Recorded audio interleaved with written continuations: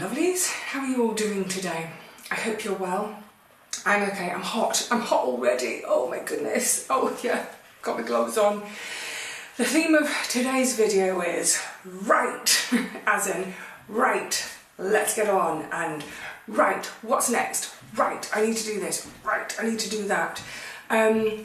Yeah, it's Saturday. It should be a day off. I was kind of fancying a beach day, but there's just too many things to do, and a couple of them outside are going to be a little bit time specific, although Swanage time, which isn't very specific. So I'm going to do a couple of grotty jobs first, hence I've got the gloves on. I don't normally use disposable gloves, but I have these. I don't know how many pairs are left. These are left over from my days of looking after Auntie Teapot, so if I was doing her bottom. So they'll come in useful today. The first thing I'm going to be doing is, I've got two of these. I'm sure some of you probably use them. I know, ooh, light today. I know a lot of people use them for caravans, holiday homes, that sort of thing. I use them because my flat's a bit damp, or there are a couple of damp spots. More of that in a minute, and I've got a major problem coming up. Anyway, so I have one in the understairs cupboard and one down in the scullery, and they do fill up. But today I thought, because I've had them in a year, I've never washed them, so they're going to have a wash today, because the bottom section, you can see it gets a bit gunky. So I thought, yeah, let's give these a wash, and then obviously because it's sunny and dry outside, I can just set them all out in the garden to dry. I'm also going to shortly, I'm going to give the bird bath another really good scrub. I've tried to keep on top of it. I mean, I sort of tip out the old water, give it fresh every week or so. But I just think, I don't know, the heat, sunshine, heat, etc. It's just looking really gunky, so I'm going to give it a proper scrub today with some hydrogen peroxide. Now, oh, I need my old tea towels for cleaning type stuff. I haven't finished that yet, I'll come back to it in a second. So yeah, already a really busy morning. Got up at 7, I've been on the go since, it's just gone, it's a little bit past 10, so I will, once this is done, I'm going to stop for some breakfast. But so far, a couple of shop orders, one of which was quite an awkward parcel. Make up my parcels, do the postage, do all the back end stuff in my shop that I need to do all the admin. I was at the post office just on the dot of 9 o'clock when it was opening, so that's done. Before that, a lovely, let me just take these off, but let me see if I can do it to keep them. Oh no, once they come off, it's like inside out. Before I went to the post office, I've had a session in my front garden. And it's always lovely it's lovely to have a front garden anyway, because you see your neighbours, don't you? And I think I mentioned this even before I moved, that, I've got to get these off, my hands are sweating. I'll just do the rest with water. Yeah, when I moved into my 2 flats ago, not the one you were used to seeing me in, the one before that, had a big front garden. It belonged to the upstairs flat, but she was ill, so I said, would you mind if I tended it? Like, no, not at all. And that's how I ended up meeting all my neighbours. Brilliant.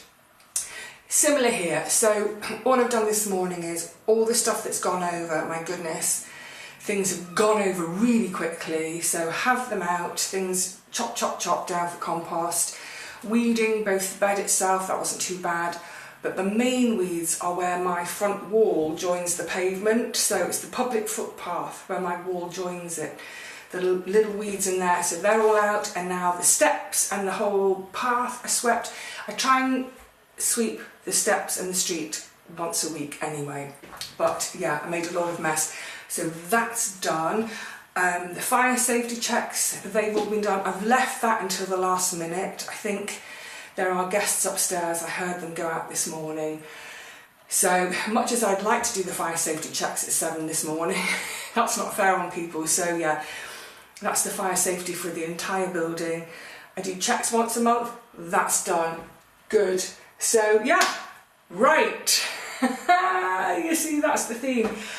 But let me show you, I have a major problem and I've had people in. Let me show you. You can probably see straight away that skirting, and this isn't wall, it's just this bit, it's just a partition to block off the kitchen from the scullery, but you can see damp. And that continues if we come around here. You can see that's just starting to bubble. That's really bubbled.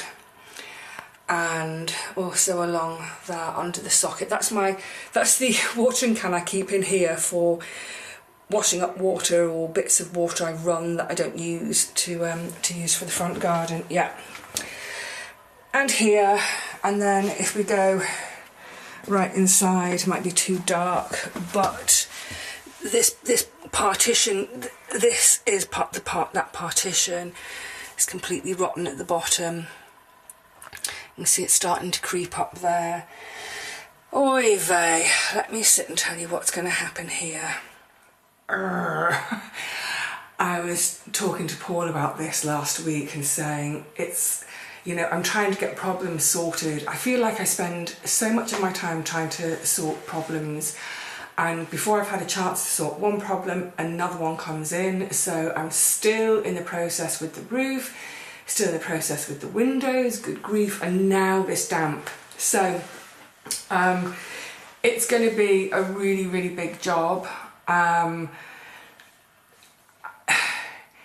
going to have to wait until the roof and the windows are done, I think, but essentially plaster from about 2 feet down to the floor, plaster will have to come off. Obviously the skirtings, the door architrave, the end, probably the end couple of cabinets, end cabinet of the run of cabinets in the kitchen, almost certainly the kitchen counter is going to have to come off.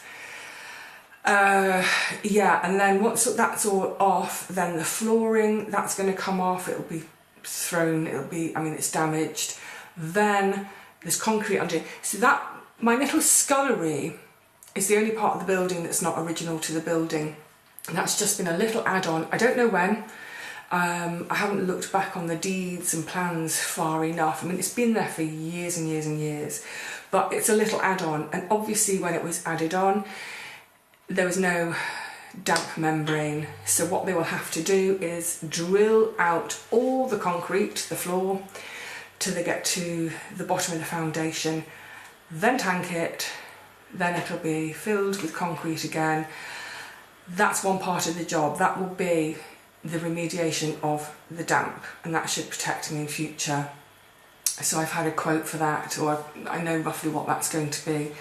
And then after that, at some point, I will then have to put a new floor down, get a chippy in for the skirting, sort out the kitchen counter and the kitchen cabinets, obviously decorate. This, you know, I said I wanted to change the kitchen, you know, keep the oven, keep the hob. I mainly wanted to change the countertop and the door and drawer front, so I was hoping I'd be able to keep the carcasses of the cupboards, maybe move them along a bit, but keep the carcasses. But it will depend how much damage has been done behind. So yeah, it's massive. It's a massive job. I mean, obviously when they drill out the floor, I'm not going to be able to get to the bathroom, as in the shower room. Fortunately, there is a sink in the downstairs loo. It's tiny, but that's where I will have to do my ablutions for a while.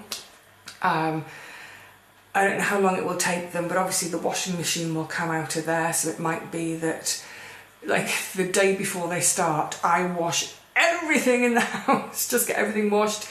But if it goes on for, you know, more than 10 days or so, I'll have to go to the laundrette. Yeah, it's a big deal. It's a major problem that I could really have done without when I'm still dealing with legal stuff and trying to get other stuff done. Horrible.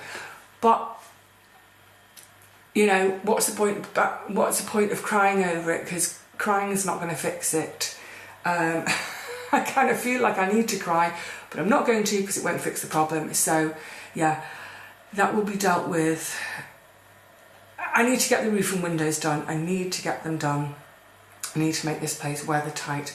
Then I can sort the damp out. Right, enough of that. Yeah, I'm going to wash my damp traps, and hopefully, see, this is the thing, once I've got decent windows in, that means I'll be able to heat the house, so that, you know, damp isn't sitting on cold walls. I can actually heat this property. There's no point in heating it at the moment because it all goes out of the windows. But yeah, once the windows are done and the roof is done and I'm weather tight, then hopefully damp won't be so much of an issue. Like say, yeah, no wonder my dehumidifiers were working overtime in the winter, because not only are they sucking moisture out of the air, they're also now sucking it out of the ground, it turns out. Right, see, I said it was a right day. So yeah, let's crack on.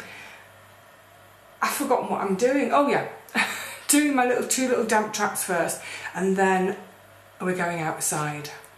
Oh, actually, one more job for me in here. I've got my little, you've seen it before, my stack of screws, nails, bits and bobs, little bits of ironmongery, and they're sort of 5 little drawers with compartments, and they're, you know, you just saw it in the scullery now.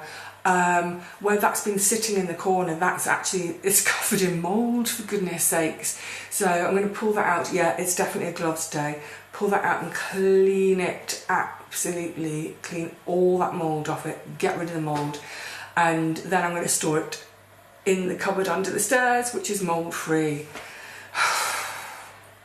Boring, but there we go. Right, I'm getting myself steamy.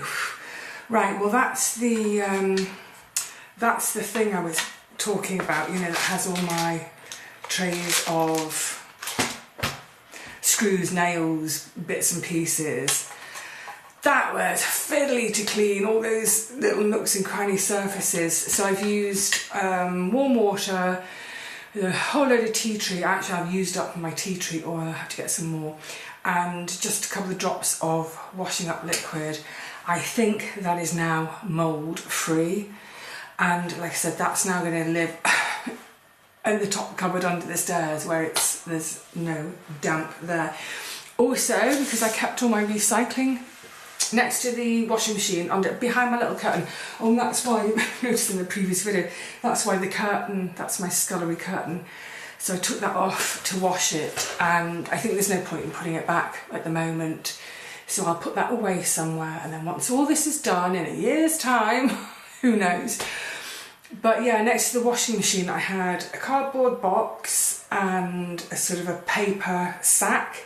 The paper sack I used to put all my paper recycling in, and the cardboard box I used to put in tins, anything that wasn't paper basically. My glass is separate as well.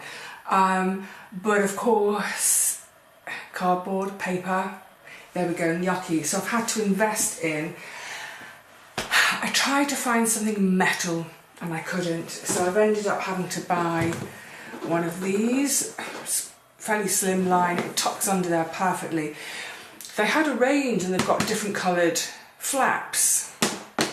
So I'm guessing if you had to separate your recycling, you could get different coloured flaps, but all of it's in together now, apart from the glass, but otherwise all of it's in together. So any bits of, not fine plastic wrap, that has to be done separately, but plastic like yoghurt pots, newspaper is in there, tin foil, what have you. So it's quite nifty. And also, I mean, you know, I don't really like having plastic. I certainly don't want to be buying new plastic.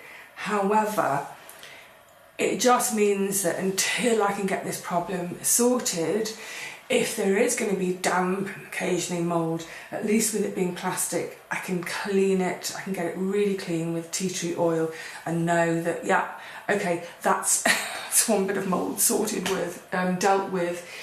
Right, I'm going to do one last mucky, grotty job out in the garden, and then I think it'll be time for breakfast. Yeah, it's heading for 11 o'clock now, so I think it's high time for brekkie. First of all, this one job in the garden. Oh, that's the first scrub, just with water. Hopefully it's loosened some of the gunk. It is quite a scrub though. I was slightly interrupted in my flow of, oh that's satisfying, in my flow of getting things done, because I suddenly remembered I had a delivery coming this morning.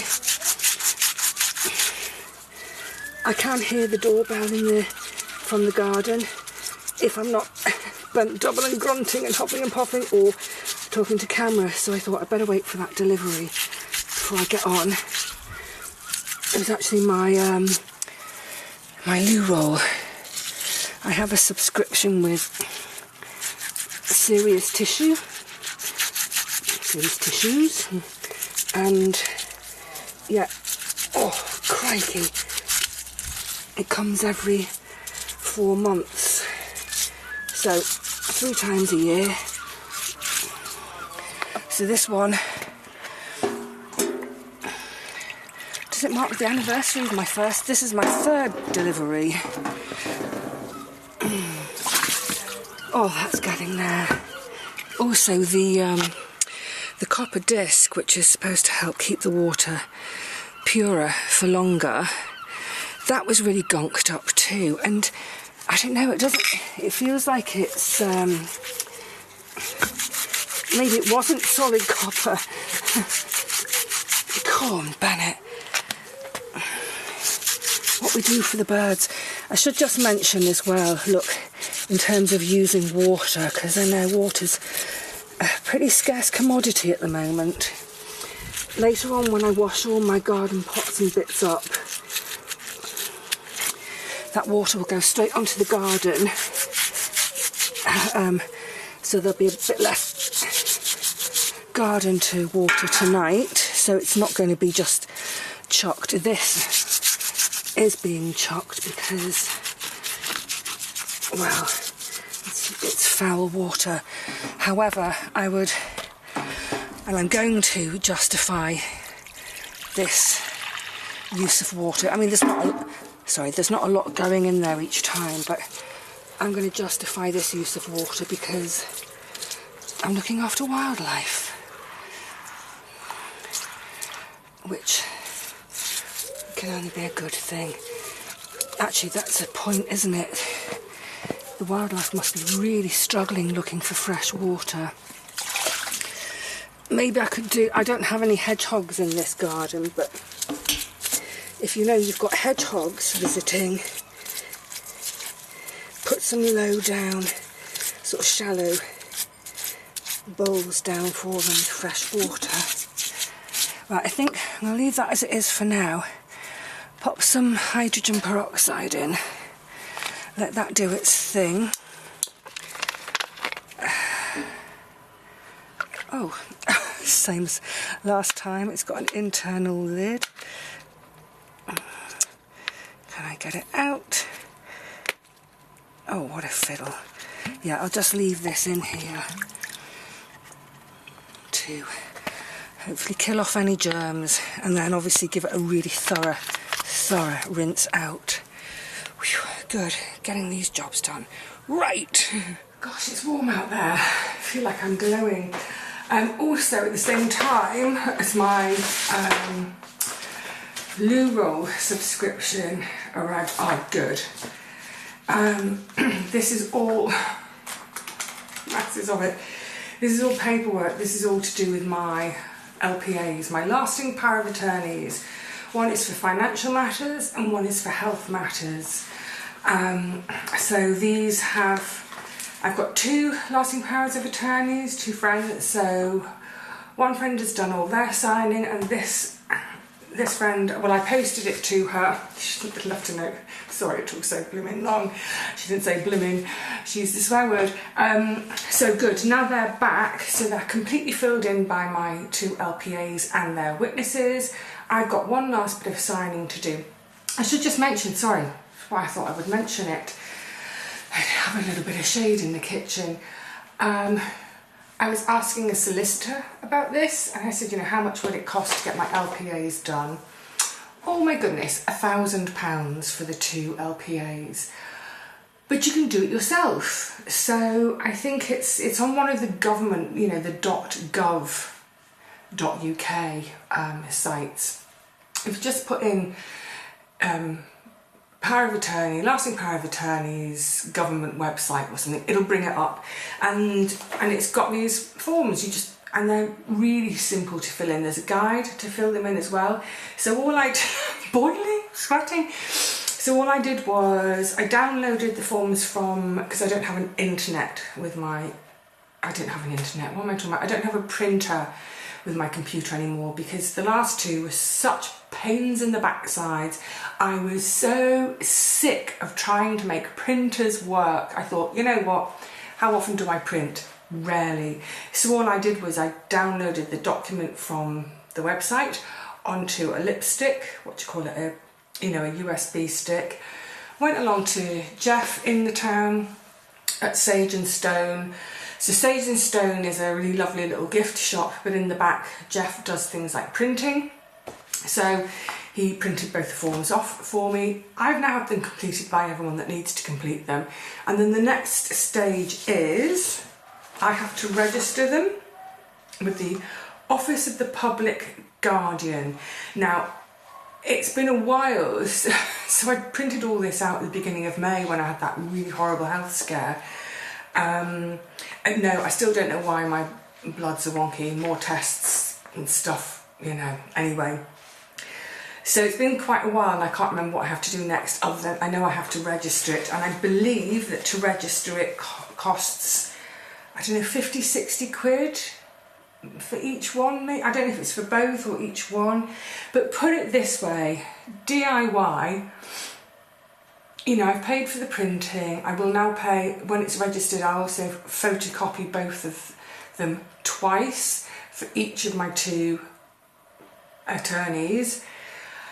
I don't know, it's going to come in at, it's got to be less than 150 quid doing it myself. So yeah, there you go. There's a little there's a little frugal tip today. I wasn't expecting to do this, but obviously with the forms coming back, it's jogged my memory.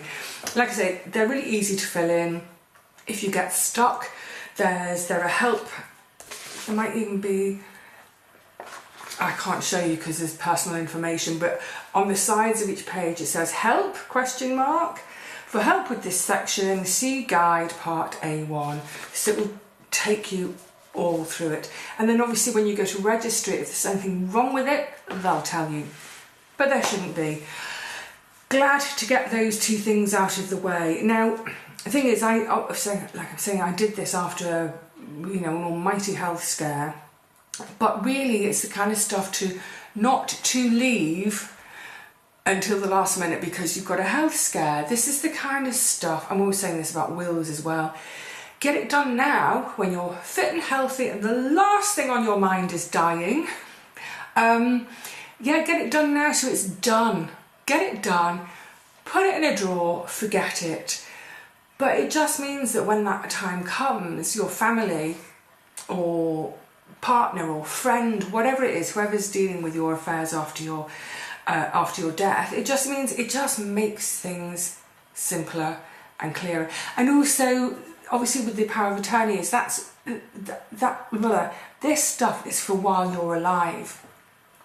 So that if you lose mental capacity, for example, now, you know, God forbid, I could get knocked down by a bus and, you know, I could end up with a brain injury, which means I can't pay my bills, I can't manage my finances anymore. That's why I've got these. So it's not even about dying, it's about not being able to manage. And, you know, with Auntie Teapot, we set this up gosh, probably, I don't know, 8, 9, 10 years before she died. And it was great. It made things so much easier. A, because I could just get on with doing all her finances and banking, etc. from when I was at home in London. I could just do it all on the computer. Made it really simple. But also after her death, it made things much simpler too, because I'm already the power of attorney. I'm already in a position to handle everything. Anyway, that's enough of that. The bird bath should have had enough of the soap with the hydrogen peroxide now, so let's go and give it another little... I'm just going to email my friend to tell her it's arrived. Thank you. But and then we'll go and do the scrub-a-dub-dub. One pebble in a tub. Oh, that's so much better. Right, it's been rinsed 3 times, so time to put it back where it lives and fill it with some lovely fresh water for our bird friends. And next door's cat does come in to have a drink too, so yay, I'm happy that that's clean again. Super careful carrying it back so I don't drop it onto my one and only squash and smash it. Oh, that would make me a bit touchy. Okay, come on birdies. Lap it up. Okay, the rest might as well go on the plants. It's lovely, isn't it, the sound of water on a warm day. Actually, lettuces are looking a bit dishevelled.